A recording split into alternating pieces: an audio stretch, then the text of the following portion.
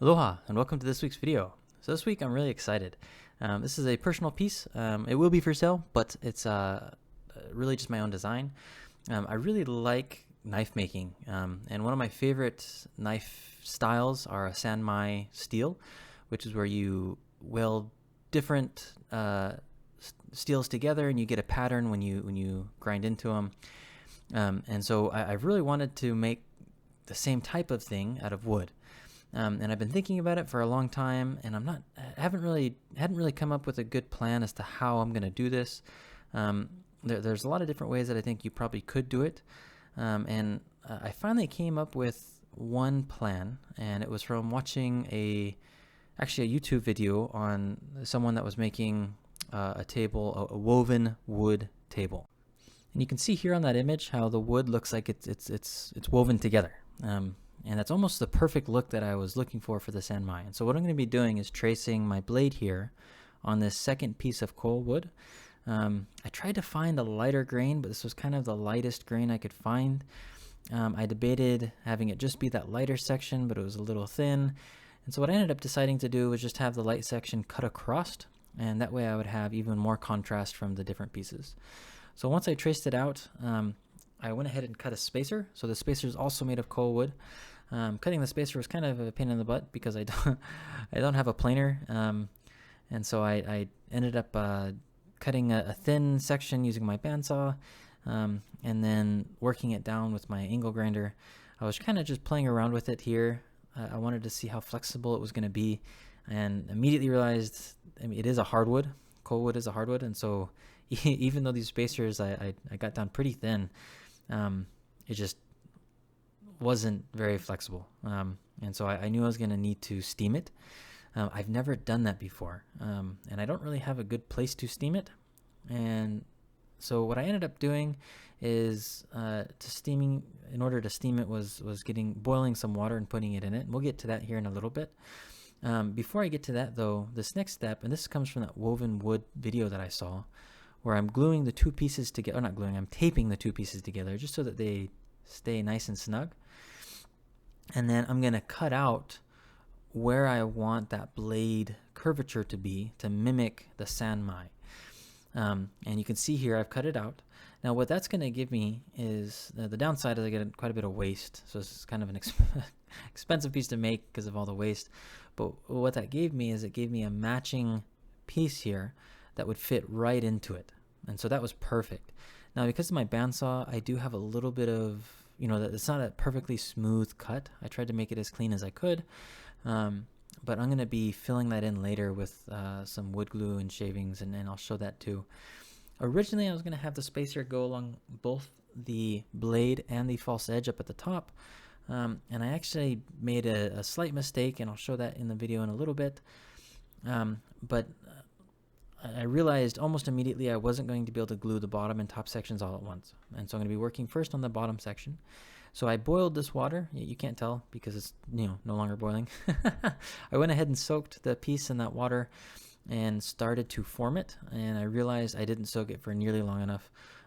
It would have been better if I had a place to steam it, and then I could have steamed it. It probably would have taken less time. But it just had too much resistance, and I was afraid it was going to snap. And so I went ahead and soaked it in the boiling water for, I want to say 30 minutes, give or take. It is a really thin piece, and so it dries really fast. But I was able to form it much better that second time. And so you can see the spacer there just following the edge line of the two halves pretty much perfectly. So what I decided to do is going to let it sit there for a little bit and dry out just a tad. Just because I wanted it to kind of form into place, have less tension. And so if I can get it to naturally have that shape, it's going to have less tension when I go in and glue it up. The other thing that I noticed as I was letting it sit in place is the two halves had kind of slid apart just a little bit, like slid from one direction to the other. And so I wanted to make sure when I glued it that I glued them in line. And so that's what you're seeing me here is I'm putting this line where I had originally clamped it. That way, when I go to clamp it again, I know I'm clamping it in the same spots so that the curves that I've put into the spacer are already there, and I'm not trying to flex it in a new location because I'd be afraid that it was going to snap. And so what I'm doing here is I'm putting wood glue and mixing that wood glue with sawdust. And the sawdust is going to fill in all of those little cuts made by the bandsaw. And it'll make the connection point between the spacer and the two pieces really clean. So when I sand it down, you won't see any of those air gaps. And the wood shavings really hide the look of the wood glue. And I'm using the sawdust from this piece, so that way it kind of matched the same color tones. And then I'm going to go ahead and clamp it and let it sit for 24 hours. I probably didn't need to let it sit for a full 24 hours. I could have started doing stuff on it faster. But it does have a little bit of stress on it as a result of, bending that spacer into place. And so I wanted to make sure that it was really a solid glue all the way through. So I got this one done, and you could see that leaf that comes out. So originally I was going to have that spacer wrap back around and be underneath that smaller piece you saw me resting up against there. But it just didn't work out. The dimensions, the thickness of the spacer, it just looked bad. And so the mistake that I made is I tried to go for the spacer. It didn't work. But as a result of that, I had a small section of the spacer that I'd cut out that I now needed to put back. So you can see right there how I cut out that small section of the spacer with the idea that that other spacer was going to go perpendicular, but then it didn't work out, and so I had to put it back into place. And so here's me just, trying to make that second spacer and get everything going, and then after all is said and done, it just didn't work, and I needed to cut the spacer out. All right, I needed to remove that spacer completely and just have no spacer along the top section, the false edge section. And so the downside is that small section of spacer that was right there at the tip of the blade, I had to put back in. And so I did get a small line that wouldn't have been there otherwise if I had just made the decision at first not to attempt to put the spacer up here on the false edge. Lesson learned. If I do it again, I'll let that go all the way across, or I'll try a different method for putting that in. Either way, the overall piece ended up working out really well, and I was very pleased with it, so not a bad thing. So I finished gluing both the top and the bottom sections now. Took 2 days to glue, 1 day for each top and bottom section. You can see the spacer there along the bottom section, and then along the top ridge line where the false edge is going to be. It just has the darker koa wood contrast. For those of you who don't know what a false edge is, on a knife, you have one edge, that's your sharpened edge, and then on the back side, sometimes it'll come to an edge, but it's not sharp. That's called a false edge.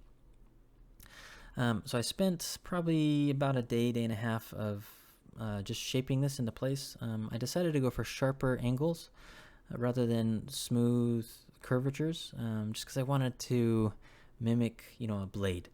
And it's very common that on blades and blade handles that you get, sharper edges. And so that's kind of the design concept of this piece. It's still a pahoa, of the Hawaiian dagger, but I wanted to mimic modern bladesmithing, although SanMai forge welding is not modern. It's very, very, very, very old. But the modern ways of pattern welding and bladesmithing is kind of what I was gearing this piece towards. What I'm doing here is there's just some small micro gaps here and there, and I mixed some wood glue with some sawdust from this piece to fill in those gaps, and that worked really well.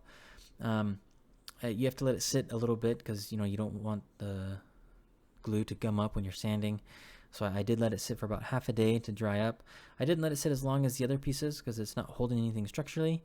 I just needed it to be solid enough to sand against. And here I'm just cleaning up where the handle meets the edge. I just wanted to make sure that that was really clean. So just a little bit of chisel work to clean that up, and then I'll be using sandpaper to finish cleaning up that section of the blade. So far the Pahoa is really taking shape. I'm really excited for it. The overall design, the features and the proportions from the handle to the blade worked out really well. I'm going to be sanding this down to 320 with the orbital sander, and then I'll be putting in the groove for the teeth. The groove for the teeth I cut in the same way that I do everything else. I just use a tungsten carbide bit on my Dremel, and I hand cut that in. You'll notice that I don't use I drag the Dremel across. By doing so, it helps me cut a straighter line. You still have to be careful with it jumping and moving around, but that just kind of comes with practice and time. But pulling it across really helps. And then I cut in a 1/2 inch hole for the lanyard. I did try to go slow on this just so that I wouldn't tear out. If you don't go slow enough on the back end, you'll tear out as it starts to cut through, and it's a kind of a hassle because then you have to clean that up. And so if you just take your time, go a little slow, it's a lot better. So here I'm just finishing up shaping and then sanding down to 320 across the whole piece. And once I got it down to 320, I went ahead and put in the teeth, and then I'm going to drill out the holes as well as drilling the teeth. I am sanding this to 800, but I'm not going to do that until after I drill the teeth and the holes for the lashing, because I just have to resand it again after, so there's just no point. Although 320 is usually as high as I take it, but I wanted to take this one for a higher grit. So to mark the holes, I always use a spacer, and I just make sure that the holes are the same distance from the edge of the piece going in. I don't really care what the edge looks like. Sometimes I have an edge like this that waves, sometimes it's rounder, sometimes it's straighter. I just want the same spacing from the edge to where the hole is, and it just makes it look a lot better. And then I drilled out the center of the teeth, and now I'm going to go back and sand it. So I already sanded it again with the 320, and now I'm going with the 800. I ended up skipping 400 and just going straight to 800. I didn't see any large scratches as I was inspecting it, and so I just went straight to the 800. And I was really excited for this next step.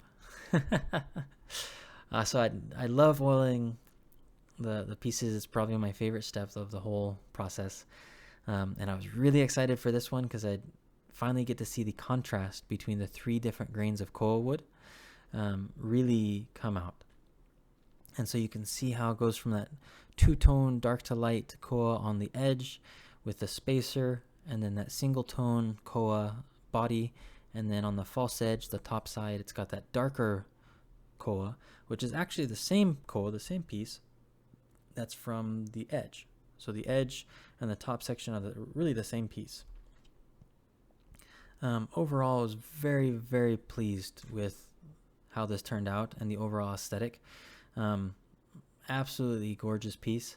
The curl ended up being really well. If I were to do it again, I'd wait to see. I didn't have any darker wood. Dark koa is kind of hard to get a hold of.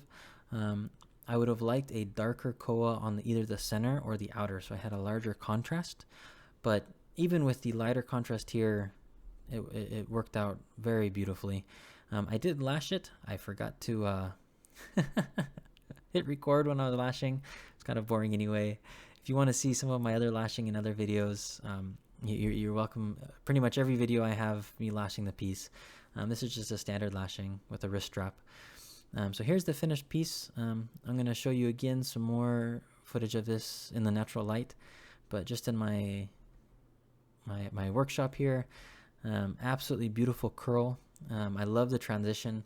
I was very happy with how this worked out. I do have some other ideas on like a Damascus pattern versus a SanMai pattern, but those will be later builds. So let's go ahead and get to testing. This is probably my second favorite part. So this piece tested really well. I wasn't too worried. I pretty much expected the results that I got. I put in large tigers. They're lashed well.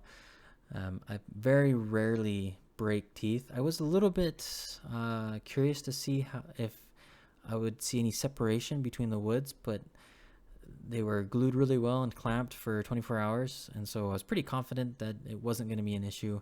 It didn't feel weak at all. It really felt like a solid piece of wood, and so that worked out really great. And the grain for the wood was going pretty much the same direction, and so the glue up, it just makes for a continuous piece there. I did go for a couple different style of strikes. This one I think is a double strike. And this actually worked way better than I thought. That first slash there cut extremely deep, almost 1.5 inches, maybe 2 inches on the edge, and then about 1.5 inches on the second cut. So this would be just absolutely brutal if you were to hit someone with that. And those were fast strikes too. I really didn't take time on that, just 1, 2. And then I went ahead and did a pull. So if you were to pull this across, and it actually cut through with very little resistance. There was a little bit of resistance on the edge, but once it cut in and it started slicing, man, those tiger shark teeth just do a great job. But not too surprising. Tiger sharks are used to that. So here's a final look at the piece in natural light. Absolutely beautiful. I loved it. Again, this piece is available on my website. I'll link that in the description below. I hope you enjoyed it. I really enjoyed this piece. If you liked it, go ahead and leave a like and subscribe, and I will see you next time. Mahalo for watching. Aloha.